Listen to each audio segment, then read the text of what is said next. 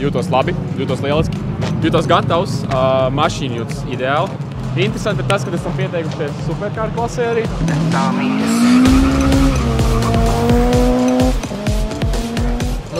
Viss jau pārsteidz, bija labāk nekā gaidīja. Sajūgs ir smags, tā kā kāja nogurst laiku pēc braukšanas. Bet kopumā viss bija super.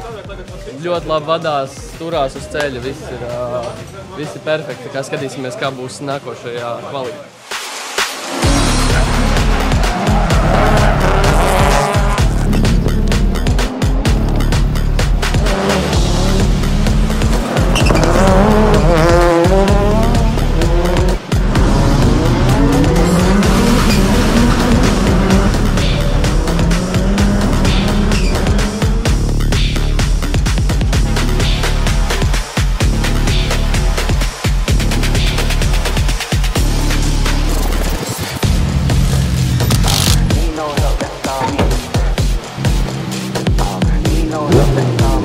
Treniņu braucienā nobraucu otrais. Pārsteidzošs rezultāts, jauna riepa, jauna mašīna, jauns motors.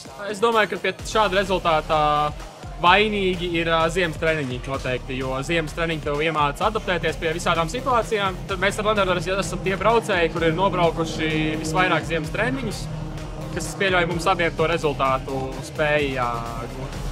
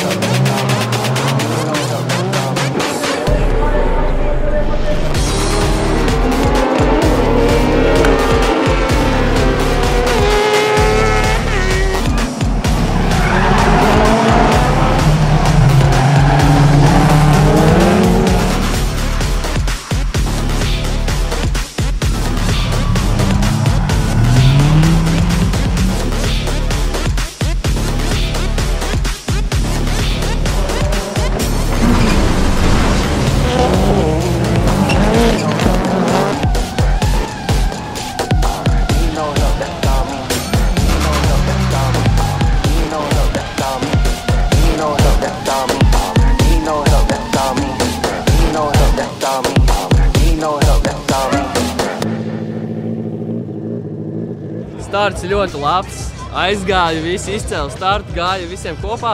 Sanāca līkumā izlidot bišķi platāk. Un es tad satriecos man liekas, ar Igauni. Stūrēju prom, bet sanāca tāpat, ka uzrāva man augšā. Un tad, kad es piezemējos, tad uzreiz bija rati līki un pakaļu baigi šāva ārā visu laiku. Nevarēja normāli pabraukt. Tad sapratu, ka nav jēga laust mašīnu tālāk, labāk braucam malā un izdzīvojam.